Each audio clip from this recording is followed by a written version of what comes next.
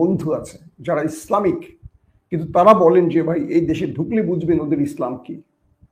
ওদের ইসলাম ওদের নিজের বানানো একটা, কিন্তু আমল আখলাক মানে আবরণে পোশাক আদিতে মনে হয় যে ওরা একেবারে পুরো ইসলামের হক, মানে ওরাই নবী রাসূল পেয়ে বসে আছে, ওদের দেশে কেউ একজন আছে।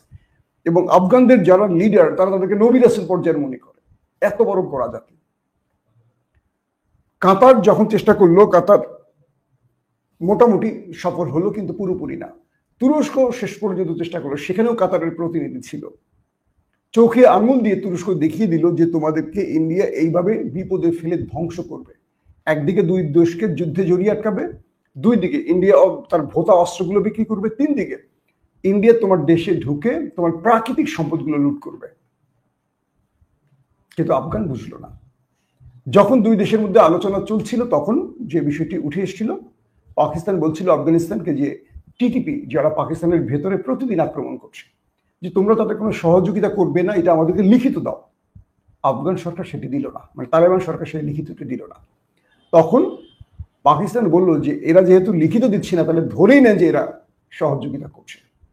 পাকিস্তান সেই বৈঠকে স্পষ্ট করে বলে দিয়েছে, যদি টিটিপি আফগানিস্তানের ভূমি ব্যবহার করে, সীমান্ত ব্যবহার করে পাকিস্তানে আর একটি আক্রমণ করে, আমরা আফগানিস্তানকে সেই পরিণতিতে ফেলবো যেটা আফগানিস্তান আমেরিকা এবং সোভিয়েতের কাছে দেখেনি। পাকিস্তান খেপে গেছে। পাকিস্তান বলছে তোমার ভূমি ব্যবহার করে আমার দেশে আক্রমণ হবে, তুমি দায়িত্ব নেবে না, তুমি সেটা দমন করবে না। এটা মানে আজকের যুগে এই গোড়া, এই কাঠমোল্লা গোড়াদের কথা শুধু মানে কি বলবো, ঘৃণা আসে মুখে। এখন কত বড় এরা মানে মূর্খ। এরা এদের ভূমি থেকে পাকিস্তানে আক্রমণ হবে, পাকিস্তান জবাব দেবে না। আজকে বাংলাদেশ থেকে একটা আক্রমণ ভারতে, ভারত রাখবে আমাদের মানচিত্র, শত শত ড্রোন ঢুকাই দেবে বাংলাদেশের ভেতরে। মূল উদ্দেশ্যটা হলো ভারত এদেরকে একটা জালে ফেলে দিয়েছে। ভারত আফগানিস্তানকে ব্যবহার করে বড় রকম গেমে নেমেছে, আফগানিস্তান বুঝতে পারছে না। কারণ তারা বুঝবে কি করে, তারা রাজনীতি দুইটা বই পড়ছে জীবনে। আমরা তো অনেকেই বলছি যে আফগানিস্তান এসে দেশকে উন্নত করছে, ঘোড়া রান্না কিচ্ছু করে নাই। যা হয়েছে এই চীন ঢুকছে, আইসা আফগানিস্তানের প্রাকৃতিক সম্পদগুলো নিচ্ছে আর প্রচুর অর্থ দিয়ে যাচ্ছে, সেই অর্থে তারা লাফাচ্ছে। প্রাকৃতিক সম্পদ শেষ তো হবে নাকি? তখন আফগান কি করবে? একটা শিল্প কারখানা করেছে, একটা স্ট্রং সেনাবাহিনী তৈরি করতে পেরেছে, একটা অস্ত্র তৈরি করতে পেরেছে। কে করতে পেরেছে আফগান? কেউ, আমি চ্যালেঞ্জ দিলাম, কেউ আমাকে বলে। চীনকে ঢুকাইছে, রাশিয়াকে ঢুকাইছে, ভারতকে ঢুকাচ্ছে। এরা এদের সম্পদ নিয়ে যাবে, এদের 1,00,000 টাকার সম্পদ নেবে 10 টাকা দিয়ে। এই 10 টাকা পেয়ে তারা খুব লাফালাফি করতেছে, এটা তাদের অর্থনীতি।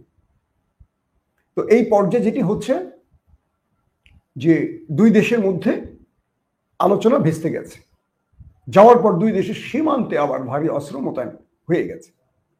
এরই মধ্যে পাকিস্তানের ডিফেন্স মিনিস্টার ঘোষণা দিয়ে বলেছেন যে আমরা আফগান আমাদের ভাই, তাদের আমরা আক্রমণ করতে চাই না, কিন্তু যদি আফগানের ভূমি ব্যবহার করে টিটিপি বা কোনো সন্ত্রাসীরা পাকিস্তানের ফার্দার আর একটি আক্রমণ করে, তাহলে আমরা তার চেয়ে 50 গুণ ডবল রিটালিয়েট করব, প্রতি উত্তর দিব 50 গুণ জোরে সোরে। 50 গুণ বুঝছেন? ওরা একজন মারলে ওরা 50 জন মারবে।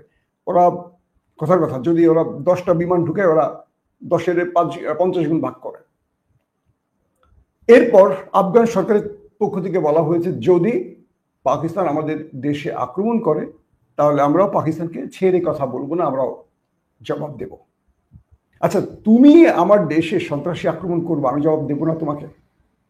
মানে তুমি সন্ত্রাসী আক্রমণ করবা ওই দাদাদের বুদ্ধি নিয়ে, দাদাদের এজেন্ট রকে ঢুকাই দিয়া, আর আমি পাল্টা জবাব দিলে তুমি পাল্টা জবাব দিবা। পাকিস্তান কি বলছে এবার শোনেন।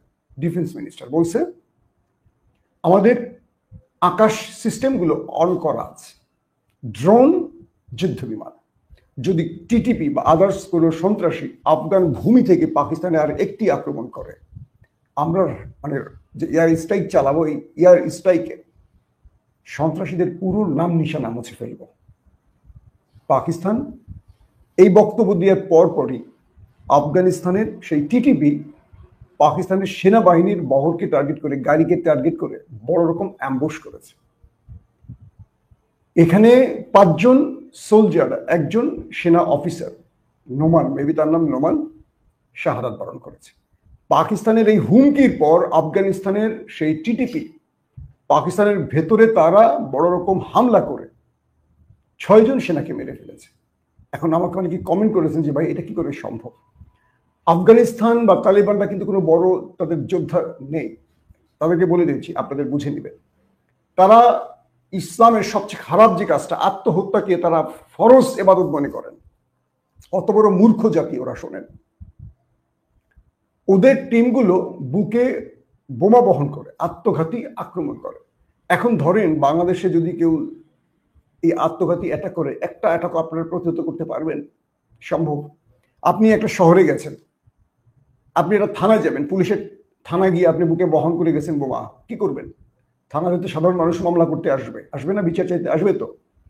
তো ওরা কি করে, এরকম মানে তালেবানদের লোকেরা যারা পাকিস্তানে আছে, তালেবানদের মানে আফগানদের তো সীমান্ত ছেড়ে দিয়েছে ভাই রাষ্ট্র হিসেবে, প্রচুর দরিদ্র লোক থাকে, তাদেরকে পাকিস্তানে কিছু কর্ম করে খাবার সুযোগ দিয়েছিল পাকিস্তান। বিশাল বিশাল শরণার্থী কেন্দ্র আছে এই আফগানদের পাকিস্তানে। বিগত 20 বছর যুদ্ধে আফগানদের সাহায্য করেছিল পাকিস্তান। তো এরা দীর্ঘদিন এখানে থেকে এরা আর আফগানিস্তানে যায় না, তো এদের মধ্যে এসে ভর করে আফগানের এই সন্ত্রাসীরা। এরা করে কি, সেনাবাহিনীর কোনো একটা কনভয়ের মধ্যে চলে যায়, গিয়ে সে আত্মঘাতী হিট করে। এইভাবেই তারা মানে আজকেও এরকম বড় একটা আক্রমণ চালিয়েছে। এখনো বড় কোনো গণমাধ্যমে আসেনি। আমি সেনাবাহিনী, পাকিস্তানের কিছু সেনাবাহিনীর সোর্স থেকে এই সংবাদটা আপনাদের দিচ্ছি, হয়তো পরক্ষণে খবরগুলো পাবেন। 6 জন সেখানে মারা গেছে, বলা হচ্ছে যে আরো 14-15 জন গুরুতর আহত। এখন সবাই তাকিয়ে আছে পাকিস্তানের দিকে, যে পাকিস্তানের এই যে 6 জন সেনাকে হত্যা করলো টিটিপি, এটার কত বড় জবাব পাকিস্তান দেবে। কিছু সূত্র বলছে আজ রাতে পাকিস্তান বিশাল স্ট্রাইক চালাবে আফগানের ভেতরে, অর্থাৎ ফুল ফ্লেজ যুদ্ধ আবার শুরু হতে যাচ্ছে। কি ভয়ঙ্কর খবর। তুর্কি এবং কাতার আফগানকে বলে দিয়েছে যে তোমরা যে মরিচিকার পেছনে ছুটছো, এরপরে তোমরা আমাদের কাছে এসে হাত পা জোর করে বলো না যে আবার যুদ্ধ থামিয়ে দাও। তোমরা প্রতিবেশী রাষ্ট্রে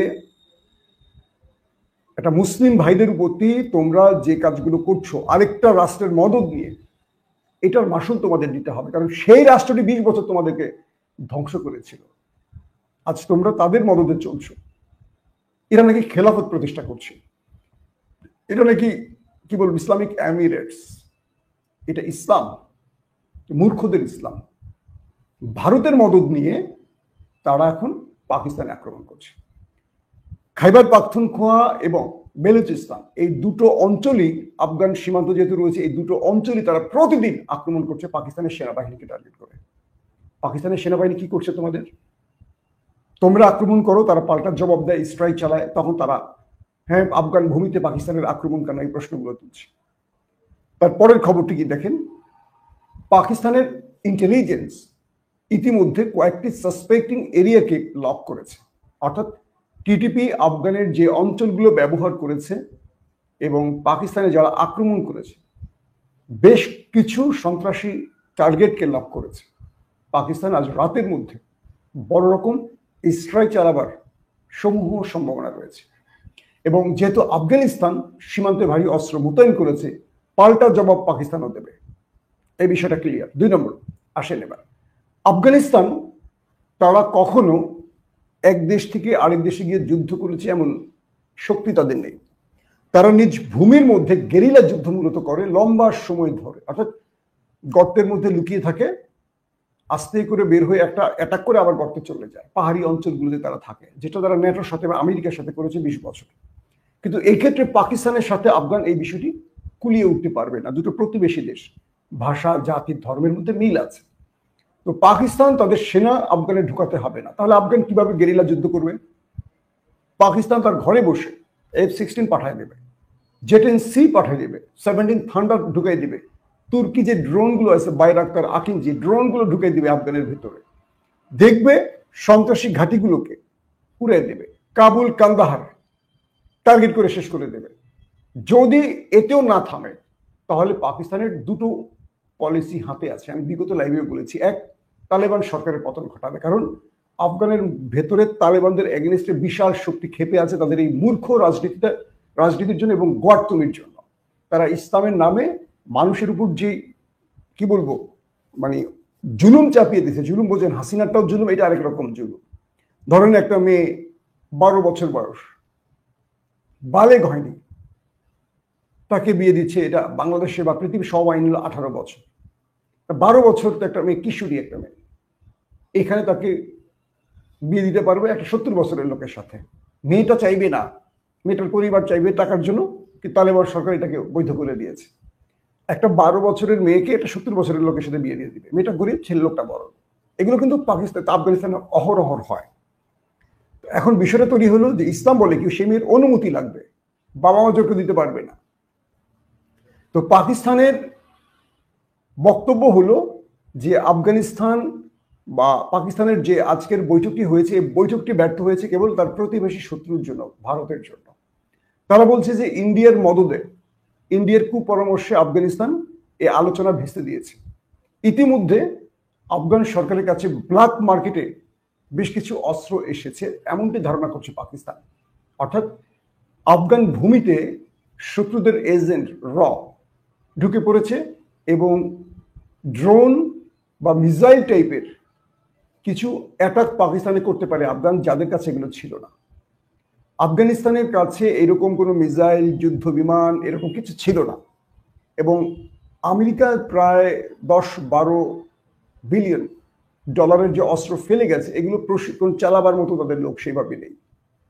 তো সবকিছু মিলে ভারতের গোপন চেষ্টায় আফগানিস্তানের ভেতরে অনেক অস্ত্র ঢুকছে এমনটি অভিযোগ আসছে। তবে পাকিস্তান আরেকটি ব্যাপারে খোঁজ খবর রাখছে যে আর কারা কারা তাদের অস্ত্র দিচ্ছে। কয়েকটি প্রশ্ন তৈরি হয়েছে যে এখানে কি রাশিয়াও অস্ত্র দেবে বা চীন কি অস্ত্র দেবে। তবে সবচেয়ে বেশি টেনশনে আছে চীন, কারণ চীন বিলিয়ন বিলিয়ন ডলারের বাণিজ্যিক চুক্তি করেছে এই আফগানিস্তানের সাথে। এই যুদ্ধের ফলে চীন বড় রকম অর্থনৈতিক সংকটে পড়ে যাবে, মানে চাপে পড়ে যাবে, কারণ এগুলো বন্ধ হয়ে যাবে। আর এটি চাইছে ভারত। একদিকে চীনকে ধাক্কা দেবে, একদিকে পাকিস্তানকে ধাক্কা দেবে। আর ভারতের মূল পরিকল্পনাটা হলো আফগানিস্তানের সাথে যুদ্ধটা যখন ছড়িয়ে পড়বে, এই যুদ্ধটা একদিন দুদিনে থামবে না, এটা দীর্ঘ সময় ধরে চলবে। তো দীর্ঘ সময় যখন চলবে, পাকিস্তান যখন আফগানিস্তান নিয়ে ব্যস্ত থাকবে, তখন ভারত বুনিয়ানুম মার্সুস 2 শুরু করবে। সেইভাবে ভারতের সকল প্রস্তুতি শেষ হয়েছে। এখন পাকিস্তান টু ফ্রন্ট ওয়ারে যাচ্ছে। দুটো মুখে যুদ্ধে পাকিস্তান কতক্ষণ লড়াই করবে, একদিকে ভারত, একদিকে আফগানিস্তান। এখন দেখার বিষয় শেষ পর্যন্ত এই লড়াইটা কোথায় গিয়ে ব্রেক করে। কিন্তু আজকে রাতে পাকিস্তান বড় রকম আক্রমণ চালাবে, আর সেই আক্রমণ মোকাবেলার কতটুকু সক্ষমতা আফগানিস্তানের আছে আমি জানি না। কিন্তু এটা সত্য যে এভাবেই দুটো দেশ তাদের সেনা হারাবে, জনগণ প্রাণ হারাবে, লাভে লাভ কিচ্ছু হবে না। এখন যদি বলেন পাকিস্তানকে আপনি বাঁচিয়ে বলছেন কেন, ভাই পাকিস্তানের যে আলোচনা কাতার এবং তুরস্কে হয়েছে, সেখান থেকে আমি যেটুকু জেনেছি, একদম লাইভ বলতেছি আপনাকে, পাকিস্তান যুদ্ধটা চাইছে না। কারণ পাকিস্তান বলছে আমি যাকে মারবো সেই তো আমার ভাই। কারণ এই দেশটাকে 20টা বছর আমরা সাপোর্ট দিয়ে গেছি। কিন্তু এই মুহূর্তে ওই শত্রু দেশটিকে ডেকে এনে সেই শত্রু দেশটির মদত নিয়ে, এবং যে আলোচনা ব্যর্থ হয়েছে, এটা পুরোপুরি ভারতের কারণে আলোচনা ব্যর্থ হয়েছে, এটা পাকিস্তানের দাবি। তো ভারত, বাংলাদেশ, আফগানিস্তান পাকিস্তানের কতটুকু ভালো চায় এটা আপনারা বলছেন না। আমার দ্বিতীয় বক্তব্যটা দিয়ে শেষ করবো, সেটা হলো যদি আফগানিস্তান এখানে না থেমে যায়, এই স্ট্রাইক বা পাল্টা জবাবের পর পাকিস্তান চেষ্টা করবে তালেবান সরকার, অর্থাৎ এই রেজিম চেঞ্জ ঘটাতে। অর্থাৎ পাকিস্তান, আফগানিস্তানের ভেতরেই তালেবান বিরোধী শক্তিগুলো একজোট হবে এবং তালেবান সরকারের বিরুদ্ধে তারা মাঠে নেবে। আরেকটা গৃহযুদ্ধের অবস্থা তৈরি হবে, সেখানেও তালেবানরা মার খাবে। অর্থাৎ তালেবানের মধ্যে তালেবানের বিরোধী শক্তিগুলো একজোট হয়ে আবারও সেই পূর্বের মতো একটা গৃহযুদ্ধ শুরু হবে, যেটা কোনো শেষ নেই। পাকিস্তান এটাও চায় না। তাই পাকিস্তান বিকল্প কাউকে দাঁড় করাচ্ছে না। বারবারই বলছে তুমি ওদের সাহায্য বন্ধ করে আসো আমার সাথে আলোচনায়, তুমি টিটিপিকে থামাও, তুমি বেলুচিস্তানে তোমার আরেক সন্ত্রাসী সংগঠন তাকে থামাও।